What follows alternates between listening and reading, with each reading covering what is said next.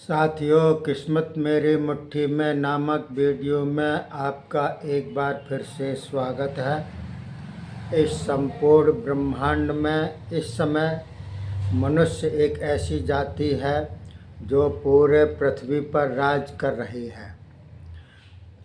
जब समय बदलता है तो कोई ना कोई एक ऐसा जीव होता है जो संपूर्ण जीवों को अपने अंडर में किए रहता है और उस पर सब पर राज किए रहता है। तो इस समय मौजूदा हालत में मनुष्य एक ऐसा प्राणी है जो संपूर्ण पृथ्वी पर राज किए हुए है और उसके अंडर में सभी जीव, सभी वनस्पति, सब कुछ है। लेकिन ये एक उसका भ्रम है कि हमारे अंडर में सब कुछ है, क्योंकि हम शक्तिमान हैं, सर्वशक्तिमान हैं। लेकिन ऐसा कुछ नहीं है। मनुष्य सर्वशक्तिमान नहीं है। इसके ऊपर भी कई अदृश्य शक्तियां हैं जो हमारे को अंडर में किए हुए हैं, हमारे ऊपर आधिपत्य जमाए हुए हैं और हमको कंट्रोल किए हुए हैं। हम अपनी स्वेच्छा से कभी अपना जीवन यापन नहीं कर सकते हैं, क्योंकि हम चाहते हैं कि हमारा बचपन बचपन ही बना रहे, कभी उम्र ना बढ़े तो कभी नहीं हो सकता है। बचपन जवानी में आती है और जवानी में भी हम अगर चाहें कि हमेशा जवान बने रहें, लेकिन ऐसा कतई नहीं, हमारी इच्छा के विरुद्ध होता है। यानी कि हम आगे उम्र दर उम्र बढ़ते रहते हैं और हमारा शरीर क्षीण होता चला जाता है। यानी कि हमारे अंडर में हमारा खुद का शरीर नहीं है। तो ऐसी कोई ऐसी शक्ति है, अदृश्य शक्ति है, जो हमको कंट्रोल किए हुए है और हमको चला रही है अपने उंगलियों के इशारे पर। हम कठपुतली उसकी बने हुए हैं। तो ये जो अदृश्य शक्ति है, इसको हम नाम दे सकते हैं देवता। देवता होते हैं जो कि हमारे ऊपर हैं, हमसे शक्तिमान हैं। लेकिन उन देवताओं के ऊपर भी कोई और शक्ति है जो उन देवताओं को कंट्रोल में किए हुआ है, जिसको हम महादेव कह सकते हैं, जो कि त्रिदेव हैं। तो ये जो त्रिदेव हैं, इसके ऊपर भी और एक शक्ति है जिसको हम ईश्वर कहते हैं। तो ईश्वर भी एक ऐसी शक्ति है जो त्रिदेवों को अंडर में किए हुए है, त्रिदेव देवताओं को अंडर में किए हुए हैं, देवता हम लोगों को अंडर में किए हुए हैं और हम लोग पृथ्वी पर जो भी जीव जनावर हैं उनको अंडर में किए हुए हैं। जैसा चाहें वैसा उनके साथ में बर्ताव करते हैं। तो ये एक प्रकार से सिलसिला चलता रहता है। हम हमारे ऊपर कोई और, फिर उनके ऊपर कोई और, फिर उनके ऊपर भी कोई और। तो ईश्वर के बाद हमारा कोई भी ज्ञान, ऋषि मुनियों का भी ज्ञान नहीं है कि ईश्वर से भी ऊपर कोई ऐसी अदृश्य शक्ति है जो कि ईश्वर को अपने में कंट्रोल किए हुए है और अपने हिसाब से उसको चलाती है। क्योंकि ये अखंड ब्रह्मांड है, इसमें हर चीज़ अनंत है, कोई किसी इसका अंत नहीं है। जो ऐसी शक्तियां हैं जिसका कोई अंत नहीं होता है और उसकी बनाई हुई कोई भी चीज़ है उसका भी अंत नहीं है। जैसे हमको अभी भूख लगती है तो हम खाना खा लेते हैं, भूख मिट जाती है। थोड़ी देर बाद में फिर भूख लगने लग जाती है तो फिर हम खा लेते हैं, फिर थोड़ी देर के लिए भूख मिट जाती है। लेकिन ये भूख लगना, भूख मिटना, ये शुरू से ही चला आ रहा है और अनंत काल तक चलता रहता है। इसका कोई अंत नहीं है, इसका कोई छोर नहीं है, ना इसका आदि है ना इसका अंत है। इसी प्रकार से हर चीज़ जो बनाई हुई है उस शक्तिशाली परमात्मा ने, ईश्वर ने, जिसको हम कुछ भी नाम दे सकते हैं, उसने जो भी चीज़ बनाई है वह अनंत है। ईश्वर भी अनंत हैं, देवता भी अनंत हैं, हर चीज़ अनंत है उसकी। ब्रह्मांड चूँकि अनंत है, आकाश भी अनंत है, ये हवाएं, ये अग्नि, सब कुछ अनंत है। तो इसका कोई ना आदि है ना कोई अंत है। हमारे मनुष्य की इतनी छोटी बुद्धि होती है कि जहाँ तक हम जा सकते हैं वहीं तक अपना ज्ञान अर्जित कर सकते हैं। तो ये अनंत का जो सिलसिला है ये एक दूसरे के ऊपर बना रहता है, आधिपत्य बना रहता है, शासन बना रहता है। जो भी हम कुछ जानते हैं, करते हैं, वह एक बहुत ही सूक्ष्म होता है। हम आँखों से देख सकते हैं तो एक लिमिट भर देख सकते हैं, उसके आगे नहीं देख सकते हैं। उसके आगे हमको दूरबीन की ज़रूरत पड़ती है। तो दूरबीन की भी एक निश्चित शक्ति होती है, उसके बाद वो दूरबीन भी काम करना बंद कर देती है। तो हमारी एक शक्ति की लिमिट है। इसी प्रकार से हर चीज़ की एक लिमिट है।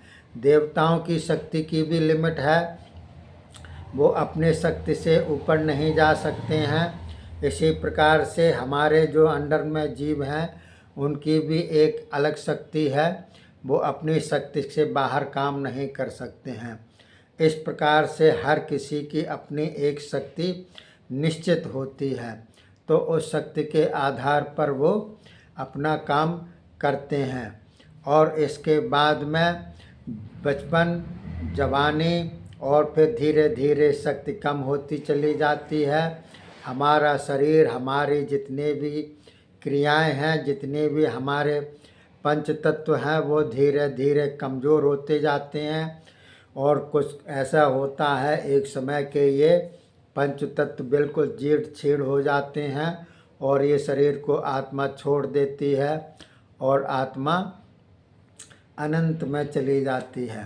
तो इस प्रकार से इसका ये सिलसिला चलता रहता है, अनवरत चलता रहता है। तो इसलिए हम कहते हैं कि कभी भी ना तो जन्म से ना मौत से कभी नहीं घबराना चाहिए, क्योंकि हमारा जीवन जो होता है वह दुख और सुख दोनों के ताने बाने से मिलकर बनता है। सुख, सुख के बाद में दुख और दुख के बाद में सुख आता है। अगर दुख नहीं होगा तो सुख की अनुभूति नहीं होगी, और अगर खाली सुख ही सुख होगा तो दुख की अनुभूति नहीं होगी। इसलिए उस परमपिता परमात्मा ने सबको सुख और दुख दिए हैं। राजा हो या रंक हो, कोई भी हो, सुख और दुख के ताने बाने से कोई भी नहीं छूटा है।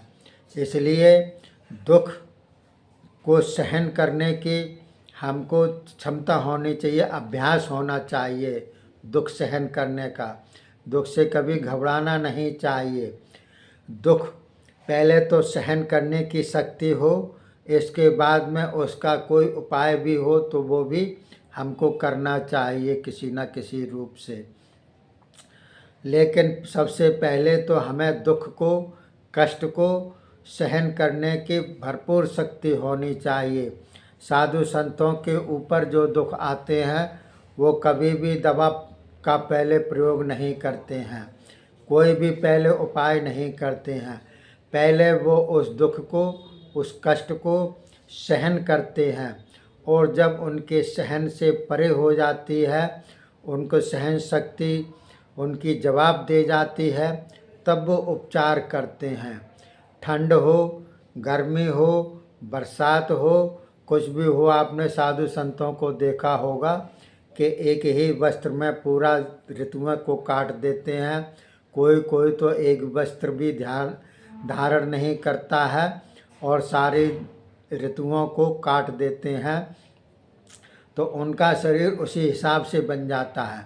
हमारा शरीर जो है इस प्रकार का है कि जैसा हम अपने शरीर को ढालेंगे वैसा ही हमारा शरीर हो जाता है। हम अगर लोहे के समान शरीर को ढालेंगे तो लोहे के समान हो जाएगा, और अगर हम आलस्य करेंगे और पड़े रहेंगे, काम कम करेंगे, तो हमारा शरीर की ताकत वैसे ही कम होती चली जाएगी, क्षीण होती चली जाएगी। इस युग में जो हमारा आप जानते हैं कि ये विज्ञान युग चल रहा है। विज्ञान जो होता है हमको समस्त फैसिलिटीज़ देता है, आराम करने की। तो जब भी वो आराम करने की देता है, सहायता करता है, फैसिलिटीज़ देता है, तो आप ये समझ लीजिए कि एक प्रकार से हमारी शक्ति का ह्रास हो जाता है, हम निकम्मे हो जाते हैं। हमारा शरीर जो पहले से ऐसा होता है वो काम करने बंद कर देता है, उसकी आदत शरीर की छूट जाती है, तो शरीर वैसे ही धीरे धीरे कमज़ोर होता चला जाता है। इसीलिए आजकल आपने देखा होगा कि जो होते हैं बचपन से ही बच्चों के शरीर ऐसे कमज़ोर होते चले जाते हैं कि जैसे 10-5 साल की उम्र में ही उनको चश्मा लग जाता है। खाने पीने में वो ऐसा काम करते हैं कि ना उनके शरीर में लगता है, जीभ के चटोरे हो जाते हैं, और इस प्रकार से उनका जीवन चलता है, और 40-50 की आयु में जाते जाते उनका शरीर बेकार हो जाता है, बेजान हो जाता है। पहले के लोग जो थे वो मोटा खाते थे, मोटा पहनते थे, तो काफ़ी 100 साल से भी ऊपर चले जाते थे, उनको कोई प्रकार का रोग नहीं होता था। लेकिन आजकल तो आप देख ही रहे हैं कि हर किसी को घुटने में दर्द हो रहा है, पेट की तकलीफ़ अलग हो रही है, आँखों की निगाहें कमज़ोर हो रही हैं, और ये सारी देन विज्ञान की है। विज्ञान ने हमको सहूलियत दी, और उस सहूलियत का हमने नाजायज़ फ़ायदा उठाया, और उस नाजायज़ फ़ायदे को यह हुआ परिणाम इसका कि हमारा शरीर बेकार होता चला गया। आज आप देखते हैं हमारी जो मेमोरी है वो बिल्कुल वीक होती चली जा रही है, क्योंकि हर काम कंप्यूटर संभाल रहा है, कैलकुलेटर संभाल रहा है, मशीनरी संभाल रही है, मशीनरी युग चल रहा है। इसी को कलयुग कहते हैं। कल युग यानी कि कल का मतलब होता है मशीनरी युग। ये मशीनरी युग चल रहा है। एक समय ऐसा आएगा आगे चल के कि सारा काम मशीन करेंगी, आदमी कुछ नहीं करेगा, ना आदमी के हाथ में होगा। और जब मशीन ख़राब हो जाएगी, चूँकि आदमी मशीन के ऊपर डिपेंड है, जब मशीन ख़राब हो गई तो आदमी भी किसी काम का नहीं रहा, आदमी भी डेड हो गया। अगर मशीन डेड हो गई, आगे ऐसी परिस्थिति आ सकती है। इसलिए जो है हमारा विचार तो यही है कि आप जो पहले के लोग करते थे, अपने शरीर को तंदुरुस्त बनाने के लिए नियम संयम से रहते थे, खान पान पर ध्यान देते थे, रहन सहन पर ध्यान देते थे, उस हिसाब से आप खुद अपना ध्यान रखिएगा, और अपने आने वाली पीढ़ी का भी ध्यान रखिएगा, उसको समझाइएगा और उसको बतलाइएगा। उसके दया धर्म पर मत जाइएगा, क्योंकि अगर आपने दया की उनके ऊपर, तो जिसके ऊपर कोई दया करता है तो वो ज़्यादातर बिगड़ने के चांसेस होते हैं। इसीलिए कभी गुरु को, कभी माँ बाप को, कभी भी धर्म को, अपने अनुयायियों को कभी भी जो है छूट नहीं देनी चाहिए। छूट देने का परिणाम ये होता है कि खुद तो नुकसान भोगते ही हैं, और जो अनुयायी होते हैं उनके वो भी नुकसान भोगते हैं। लिहाजा गाड़ी गर्त में चलती चली जाती है, और ऐसा ही सिलसिला चलता चला जाता है। तो हमारे कहने का मतलब ये है, आप सजग होइएगा, सचेत होइएगा, जागृत होइएगा, और समाज को, अपने को जागृत कीजिएगा। इसी के साथ ही इस वीडियो को मैं समाप्त करता हूँ। आगे वीडियो और बतलाएंगे, तब तक के लिए धन्यवाद। जय हिंद, जय भारत।